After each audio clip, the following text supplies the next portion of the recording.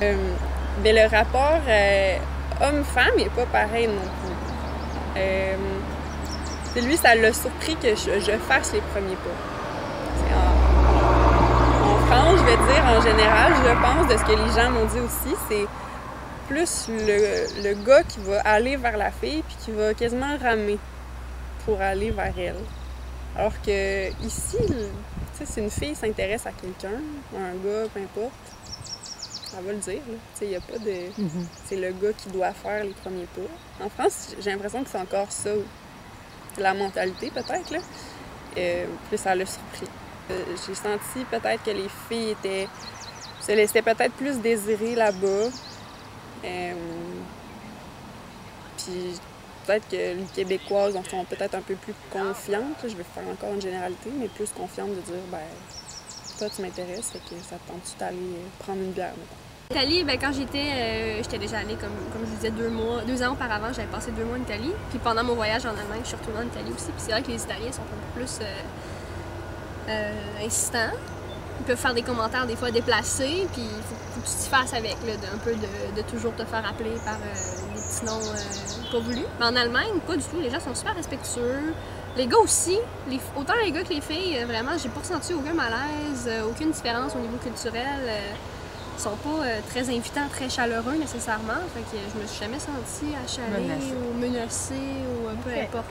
Ben c'est ça. L'Italie, l'Espagne, le Portugal, je me suis fait souvent parler de manière un peu déplacée, si on peut dire. C'était pas nécessairement agressif, là, mais quand on parle de séduction, là, tu le sens qu'il y a un peu plus de tension dans l'air que versus en Allemagne où les gens sont super polis, sont super respectueux. Peut-être qu'il aurait pu se développer quelque chose si j'avais pas été en couple, mais j'étais en couple. De toute manière, fait que pour moi, c'était pas une question de... En tout cas, il y en a qui avaient quand même... plus qu'ici, je trouve, les gars, ils étaient pas entreprenants, mais tu sais, ils plongeaient plus. J'ai l'impression qu'ici, c'est moitié-moitié. Mais là-bas, on a eu des demandes en mariage, là, à tout bout de champ.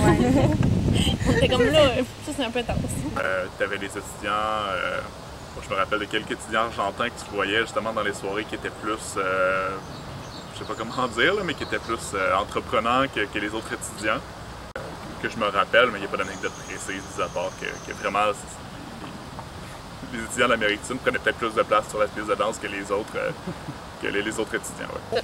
Moi, ce qui m'a marqué, c'est comme plus l'Italie. Les hommes sont connus là-bas, les hommes vont plus être attirés vers les femmes, vont être plus... Ils vont les séduire. Ben, j'ai mangé à un restaurant en Italie. Puis pendant toute la soirée, ben, le serveur puis le barman, mais il me faisait de l'œil. Il me regardait du coin de l'œil souvent, puis il m'envoyait des sourires. Alors qu'ici au Québec, ben, chacun fait des affaires, puis on porte pas trop attention à l'autre. Mais vu que je mangeais toute seule dans un restaurant, puis que c'est ça, j'avais pas d'autres filles, puis j'avais pas d'autres garçons, mais ils savaient que j'étais toute seule, fait que là, c'est ça. Ça s'essaye, là. C'est un petit peu gênant, là. C'est comme... ils te crousent en pleine face, fait que c'est quand même gênant, là. Fait que ce que je faisais, ben, je détournais le regard. Puis moi, j'étais pas vraiment intéressée non plus, fait que je voulais poliment leur faire croire que t'es pas intéressée, fait que tu regardes ailleurs, tu fais tes affaires, tu trouves de quoi faire sur ton téléphone. Tu essaies de t'occuper pour pas avoir trop de contact, là. C'est contact de regard avec lui. Sinon, je me rappelle, tu sais, on m'avait dit, les Français, tu sais, des fois, les gars, il faut leur dire 3 fois non avant qu'ils comprennent vraiment. Puis je me disais, hey, ça doit pas être si pire que ça. Mais, tu sais, mettons, par rapport au Québec, là, moi, en tout cas, j'ai reçu plus de commentaires que j'en reçois au Québec. Tu sais, des fois, j'étais comme, mon Dieu, des vieux monsieur, des jeunes hommes un peu insistants. J'étais comme, tu sais, on n'a pas de temps à gérer ça en tant que femme au Québec. Puis moi, tu sais, j'ai voyagé beaucoup toute seule, de soir. J'allais dans des auberges jeunesse, puis j'étais toute seule, tu sais. Puis, tu sais, on dirait que sur le coup, j'avais pas réalisé, puis j'étais un peu naïve, tu sais, dans le sens où que, tu sais, moi, je vivais comme au Québec. Puis là, à un moment donné, il est arrivé justement des commentaires comme ça où je me suis mis à avoir peur puis à faire « OK, calme-toi, là, Alyssa, tu sais, oui, OK, tu veux vivre l'expérience à fond, mais t'es une jeune femme toute seule qui voyage, comme faire attention, tu sais, puis je veux dire, ça sera jamais de ta faute s'il arrive quelque chose, mais tu sais, d'être juste peut-être plus alerte que tu l'es, mettons, au Québec. Fait qu'il y avait, tu sais, ça qu'on m'avait dit, mais que je croyais pas tant que ça, tu sais. C'est quelque chose qui m'a vraiment le plus dérangée. Puis je pense qu'il y a des gens qui en avaient parlé, mais je savais pas que c'était à ce point-là. C'est que à plusieurs reprises, je me suis fait aborder par des hommes, tu sais, puis c'était vraiment, je sais pas comment on dit en français, là, c'était vraiment, tu te fais crier des choses, puis tout ça, là, comme ça arrive apparemment partout en France, c'est comme ça, là, même dans les villages, puis les choses comme ça. Mais pour moi, qui ai toujours vécu à Québec, puis à Québec, j'ai jamais vécu ça de toute ma vie. De toute ma vie, j'ai jamais vécu ça. Puis là, j'ai vraiment vu, puis même une fois, j'étais avec ma mère. Qu'est-ce qu'il faisait? Puis, ben, il disait des choses, mais c'était même pas compréhensible, là. C'était même pas compréhensible ce qu'il disait, mais je sais qu'il disait quelque chose comme... Il faisait un commentaire par rapport à mon corps, il sifflait, il me regardait genre de la tête aux pieds. Tu sais, c'était des affaires comme ça où, mettons, je passais dans des quartiers, puis là, je sentais que c'était un quartier un peu plus... moins fréquentable un petit peu, tu sais, mais t'es encore vraiment dans le centre névralgique de la ville, mais quand même, c'est assez... Puis là, tout le monde te regarde. Tu sais, c'est un peu au niveau de la sécurité, tu te dis, pourrait-tu arriver quelque chose?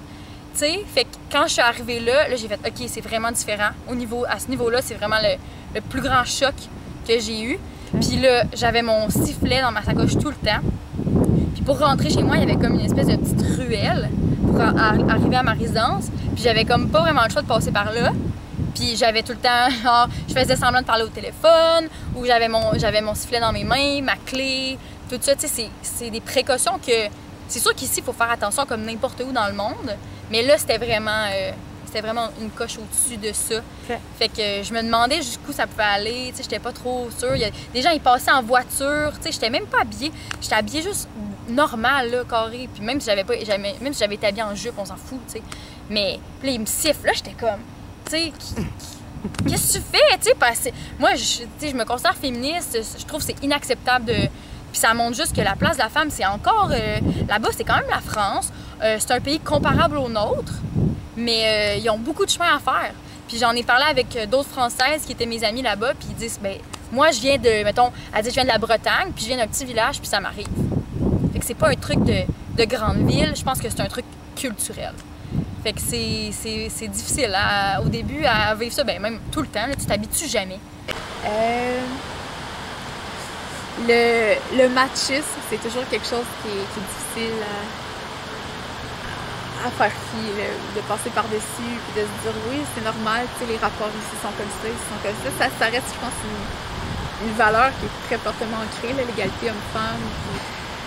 Puis des fois, c'est ça, c'est de voir des clichés ou des façons d'aborder les femmes, ou des types de relations, des façons aussi de se faire aborder, de se faire parler. Souvent, c'est culturellement, si un homme est avec une femme,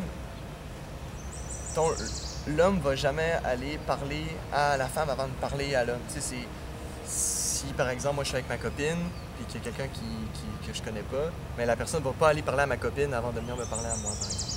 Puis après ça, pour connaître le rapport qu'elle et moi on a ensemble, puis savoir si finalement il pourrait avoir une quelconque ouverture. Fait que ça, je pense que c'était un plus parce que, ben, tu sais, durant tout le trajet, ben, tu sais, Marie-Hélène, ben, c'était ma femme. Tu sais, c'était... Ah, bonjour. Hein? Oui, ben, Marie-Hélène, oui, c'est ma conjointe, c'est ma femme et tout ça. Fait que, tu sais, elle, ça lui enlevait un poids parce qu'elle était capable de discuter, puis sans ah, ben non, ben, tu sais, ça, c'est... Ah, non, mais, ah oui, ça, c'est une collègue, on est partis ensemble et tout ça. Non, il se passe rien. Mais, tu sais, finalement, ben, ça aurait été Marie-Hélène. Ah, Marie-Hélène, ah, ben, tu sais, oh, t'es vraiment belle, waouh, genre, est-ce que t'as déjà pensé marier quelqu'un? Non. Fait que, tu sais, finalement, de partir justement, ben, tu sais, un gars puis une fille, ben, je pense que ça nous a sauvé de pas mal de situations où finalement, ben, on a été capable d'avoir une conversation sur ce qu'on voulait vraiment discuter sans retomber dans cette dynamique, peut-être, de séduction.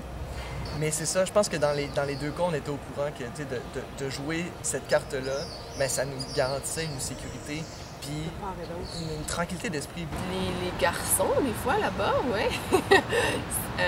On se fait beaucoup siffler, on se fait beaucoup regarder, donc il faut aussi s'habiller comme eux s'habillent. Moi, je suis allée au Mexique dans un petit village qui est très traditionnel. Toutes les femmes ont des grandes robes ou même des pantalons. Puis il faisait chaud. Moi, j'avais des petites jobs. Donc ça passe moins parce qu'on se fait regarder, on se fait siffler. De la culture. Mais en même temps, je me dis, OK, peut-être que si je me fais siffler, c'est que je détonne du reste. Il y a quelque chose qui... Ça se voit que je suis pas mexicaine, oui, naturellement, mais aussi peut-être que je suis pas bien habillée. Je suis pas habillée convenablement.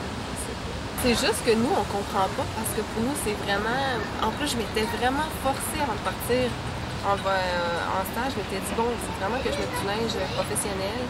Je peux pas mettre de camisole, je peux pas mettre de robe, de jupe, je le savais. Mais me faire avertir quand même, j'ai été surprise parce que pour moi, c'était vraiment convenable. Ben, sans rentrer dans comme dans les stéréotypes, là, par exemple au Brésil, j'ai trouvé que c'était quand même machiste. La femme est vue encore un peu comme un objet. Je sais pas comment dire ça, mais moi je suis sortie au Brésil dans les clubs, tout ça, puis c'est pas comme ici, un gars qui peut essayer de t'embrasser sans même avoir essayé de te parler, puis il peut en embrasser 3-4 dans la même soirée, puis c'est vraiment là, on dirait qu'il y a beaucoup de séduction, la sexualité est vraiment omniprésente là-bas, là. C'est vraiment intense. Ça, j'ai trouvé... Ça, je m'en suis rendu compte vraiment à plus long. Ça faisait un petit bout déjà que j'étais là-bas, là, mais j'ai trouvé que c'était difficile. C'est sûr que j'ai été un peu déçue de ça. Ouais, parce qu'on dirait que les contacts, les rapports hommes-femmes, c'est moins naturel. On dirait que c'est toujours en mode séduction. Ben, à un moment donné, tu t'habitues, en fait. C'est juste que tu t'habitues. Par exemple, la danse, quand tu vas aller danser, ben, pour nous, leur type de danse, très sexuel. C'est même déplacé, là. C'est vulgaire. Mais pour eux, non. C'est pas vulgaire, c'est comme ça. Puis ça veut rien dire, c'est pas... mais moi, ça, j'ai été surprise. Ouais. Ben, j'étais pas capable d'entrer dans leur univers par rapport à la danse. Là. Moi, je l'observais. Fascinant. Dans les premiers jours, quand même, c'est que... Ben, moi, quand je suis arrivée, c'était une grosse canicule, là, un petit peu comme en ce moment. Là, il faisait au moins 30 à tous les jours, puis nous, on n'avait pas la climatisation dans mon petit logement loué. Fait que, tu sais, je m'habille toujours de façon quand même que je considère très décente. Tu sais, j'avais pas de décolleté, on voit jamais mes fesses. J'ai pas des mini-shorts tant que ça, mais j'avais souvent des robes qu'on voit mes jambes. Puis moi, ça m'est jamais arrivé de me promener au Québec puis de me faire siffler. Mais en France, c'était quand même, tu sais, au moins une fois par marche, là. Puis quand même assez souvent des gens qui viennent t'aborder pour te dire que t'es donc jolie. Puis je me disais, mon Dieu, je peux aller faire mon épicerie, t'es tranquille, là. au début, je trouvais ça choquant de me dire, ben voyons donc, je veux dire, pas une top modèle qui marche, tu sais, que je cherche à me faire remarquer. Fait que je trouvais que c'était quand même choquant, mais finalement, je me dis, ben dans le fond, j'en ai quand même abordé aussi avec beaucoup de gens de là-bas, puis c'était une façon différente de voir les relations de femmes, puis les relations amoureuses, comment ça se développe, ben ça fait partie de ça, là. Ben, j'en ai parlé avec des gens français parce que je me disais, ben tu sais, c'est un peu impoli, en fait, ici, de faire ça, là. Moi, dans ma perception, en tout cas, là. Puis pour eux, en fait, ils disaient, ben non, tu sais, c'est pas du tout de l'impolitesse, tu sais, ils te trouvent jolie, puis ils te le soulignent. Puis là, tu te dis, ben dans le fond, OK, s'ils voient, tu sais, je me suis comme dit, bon, ben dans le fond, c'est pas de l'impolitesse, c'est pas de la grossièreté, c'est vraiment juste une façon, je trouve coquette, là, de souligner quelque chose. Fait que, tu sais, quand tu le penses un peu comme, ben, les gens, on l'espère, qui pensaient vraiment comme ça, ben, ça me faisait sourire, puis je me disais, bon, ben, on prend, puis on continue à marcher, tu sais. Fait que c'est de venir dire, entre moi, de mon point de vue initial, ils sont vraiment plus machos que nous, là. Puis, en fait, en parlant avec eux, c'est vraiment une façon juste différente d'aborder. C'est même pas juste les relations amoureuses, c'est juste toutes les relations hommes-femmes dans la société que, tu sais, ici, mettons que tu vas dans un bar, puis tu te fais cruiser, puis que tu réponds pas trop, ben le gars, il s'en va, puis il comprend le message. Mais en France, si tu dis pas non, ben t'as pas dit non, fait que c'est pas clair. C'est comme un peu insistant, là, tu sais, c'est pas correct, mais c'est juste une autre façon complètement de voir les choses. Tu sais, je me dis, ben voyons donc. moi, un gars qui me prouve, je me vois pas dire « Je suis pas intéressée par tout, là. Va-t'en. » Tu sais, on dirait qu'on fait pas ça ici. Mais c'est comme juste... Quand tu comprends leur point de vue, tu te dis « Ah, ben oui, c'est vrai que dans le fond, quand tu m'arrêtes pour me dire que je suis belle, c'est vrai que je te dis pas « Non, non, non, j'ai quelqu'un dans ma vie, va-t'en. » Tu sais, fait que c'est comme... c'est vraiment des non-dits de culture, là, puis de se dire... faut quand même qu'on, comme tout, changer notre façon de penser.